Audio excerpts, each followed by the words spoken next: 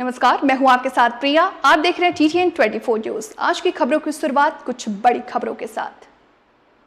प्रधानमंत्री नरेंद्र मोदी ने शनिवार को नई दिल्ली के भारत मंडपम में कार्यक्रम को हिस्सा लिया, जिसमें उन्होंने कहा कि दुनिया भर के लोग भारत आना चाहते हैं और भारत को जानना चाहते हैं। आज भारत दुनिया का वो देश है जहां हर दिन सकारात्मक खबरें बन रही हैं, जहां हर दिन एक नए रिकॉर्ड बन रहे हैं। 26 फरवरी को प्रयागराज में एकता का महाकुंभ संपन्न हुआ।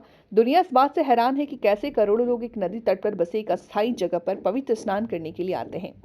दुनिया भारत की संगठन और नवाचार कौशल को देख रही है। दुनिया इस भारत को विस्तार से जानना चाहती है।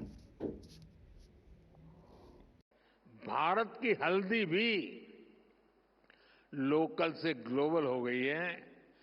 भारत दुनिया की 60% से ज्यादा हल्दी की सप्लाई कर रहा है। भारत की कॉफी भी लोकल से ग्लोबल हो गई है। भारत दुनिया का 7वां सबसे बड़ा कॉफी एक्सपोर्टर बन गया है।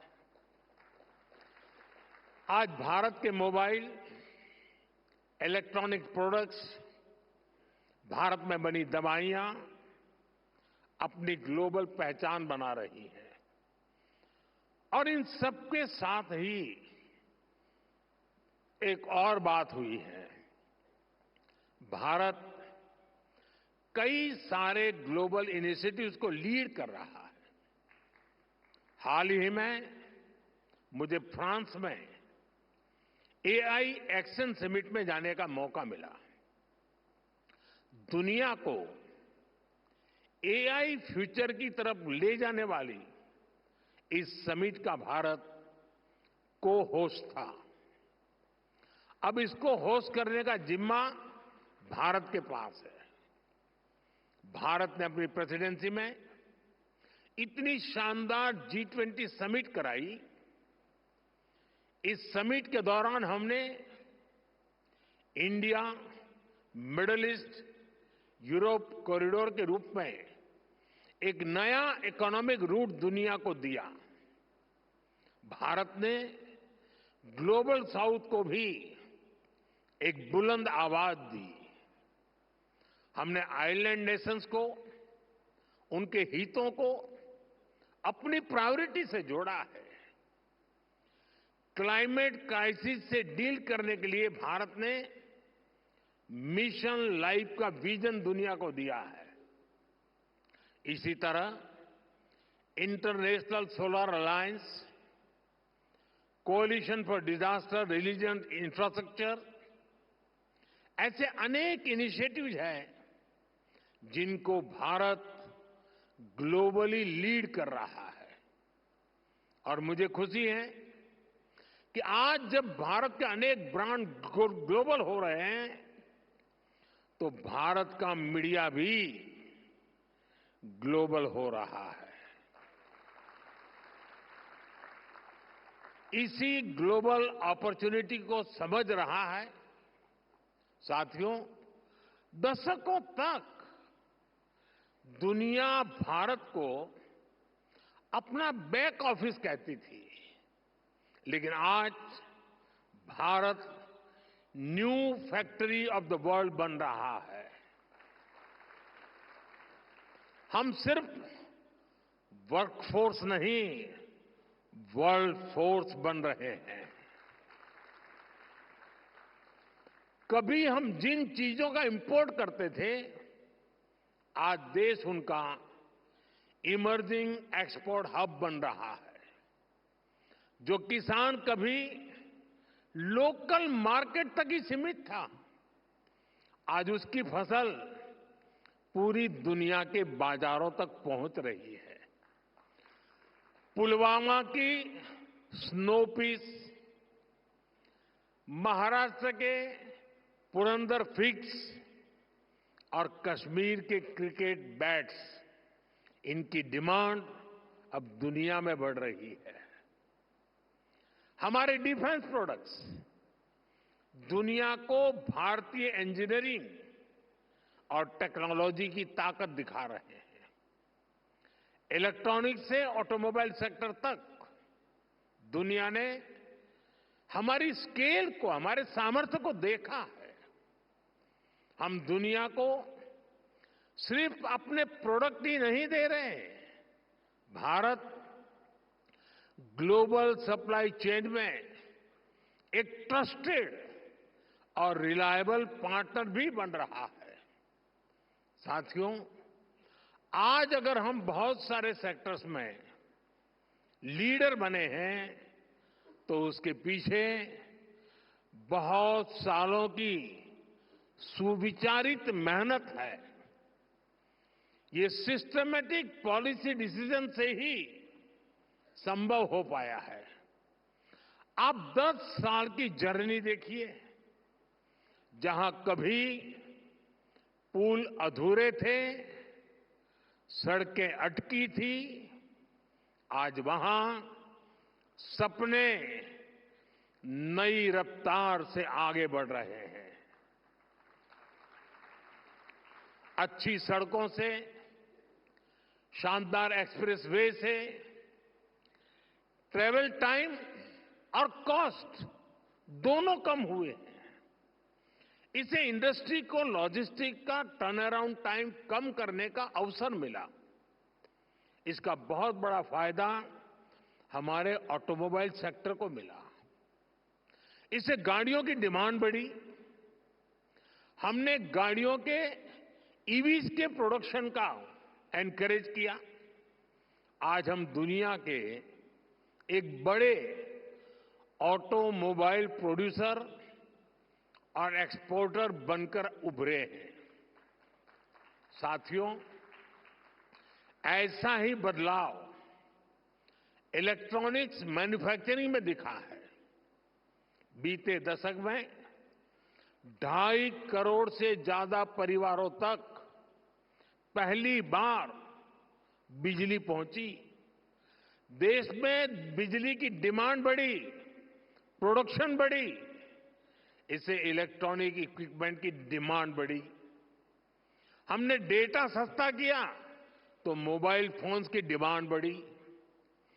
ज्यादा से ज्यादा सर्विस मोबाइल फोन पर लेकर आए तो डिजिटल डिवाइसेज का कंजम्पशन और बढ़ा। इस डिमांड को अपॉर्चुनिटी में बदलकर हमने पीएलआई स्कीम जैसे प्रोग्राम शुरू किए। आज देखिए, भारत एक मेजर इलेक्ट्रॉनिक्स एक्सपोर्टर बन चुका है। साथियों, आज भारत बहुत बड़े टारगेट्स रख पा रहा है, उनको अचीव कर रहा है। तो इसके मूल में एक खास मंत्र है। ये मंत्र है मिनिमम गवर्नमेंट, मैक्सिमम गवर्नेंस। ये एफिशिएंट और इफेक्टिव गवर्नेंस का मंत्र है। यानी न सरकार का दखल, न सरकार का दबाव। मैं आपको एक दिलचस्प उदाहरण देता हूं। बीते एक दशक में हमने करीब 1,500 ऐसे कानूनों को खत्म किया है जो अपना महत्व खो चुके थे। 1,500 कानून खत्म करना बहुत बड़ी बात है। इनमें से बहुत सारे कानून अंग्रेजी शासन के दौरान बने थे। अब मैं कुछ आपको आश्चर्य होगा सुनकर के, एक कानून था ड्रामेटिक परफॉर्मेंस एक्ट। ये कानून अंग्रेजों ने 150 साल पहले बनाया था। तब अंग्रेज चाहते थे कि ड्रामा और थिएटर का उपयोग तब की सरकार के खिलाफ ना हो। इस कानून में प्रावधान था कि अगर पब्लिक प्लेस में 10 लोग डांस करते मिल जाएं तो उन्हें गिरफ्तार किया जा सकता है। और ये कानून देश आजाद होने के बाद 75 साल तक चलता रहा है। यानी शादी के दौरान बारात भी निकले और 10 लोग डांस कर रहे हो तो दूल्हा सहित पुलिस उनको अरेस्ट कर सकती थी। ये कानून आजादी के 70-75 साल बाद तक चलने में था। ये कानून हमारी सरकार ने हटाया। अब चलो भाई, 70 साल तक ये कानून हमने झेला। मुझे उस समय की सरकार, उन नेताओं से कुछ कहना नहीं है, यहां बैठे भी हैं, लेकिन मुझे ज्यादा तो ये लुटियन जमात पर आश्चर्य होता है, ये खान मार्केट गैंग पर आश्चर्य हो रहा है। ये लोग 75 साल तक ऐसे कानून पर चुप क्यों थे? ये जो आए दिन कोर्ट जाते रहते हैं, पीआईएल के ठेकेदार बने फिरते हैं, ये लोग क्यों चुप थे? तब उनको लिबर्टी ध्यान नहीं आती थी क्या? अगर आज कोई सोचे मोदी ऐसा कानून बनाता तो क्या होता?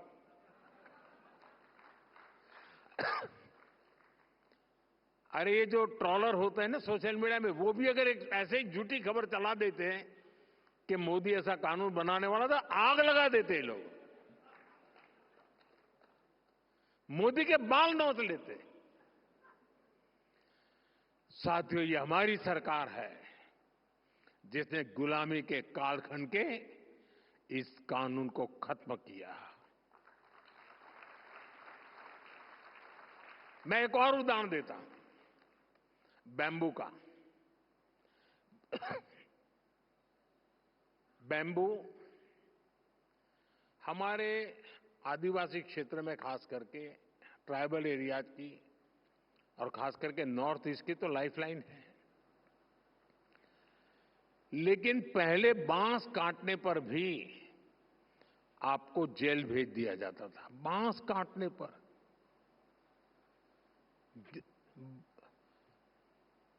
अब कानून क्यों बना? अब मुझे कोई भी, मैं आपसे पूछूं भाई, मैं अगर आपको पूछूं कि बांस ये वृक्ष है, ट्री है क्या?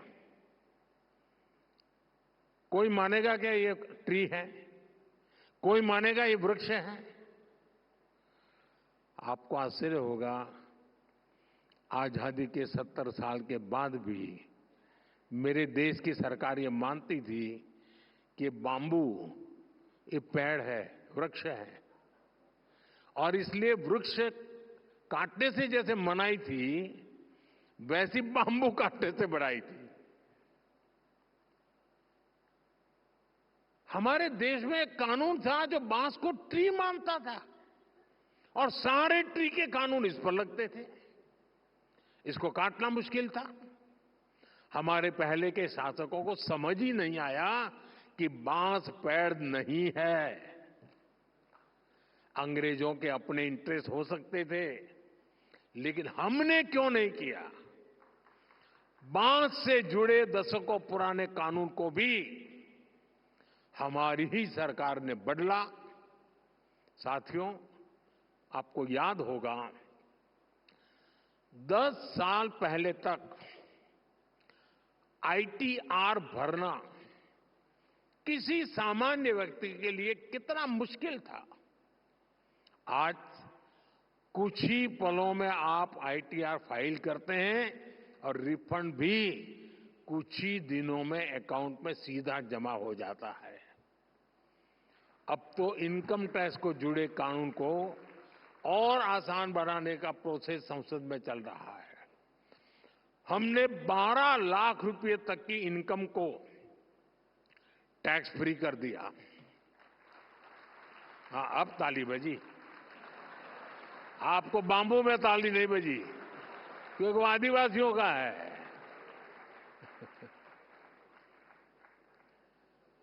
और इससे खास करके जो मीडिया कर्मी है, आप जैसे सैलरीड क्लास को बहुत ज्यादा फायदा होने वाला है। जो युवा अभी पहली दूसरी नौकरी कर रहे हैं, उनके एस्पिरेशन भी अलग होती है, उनके खर्चे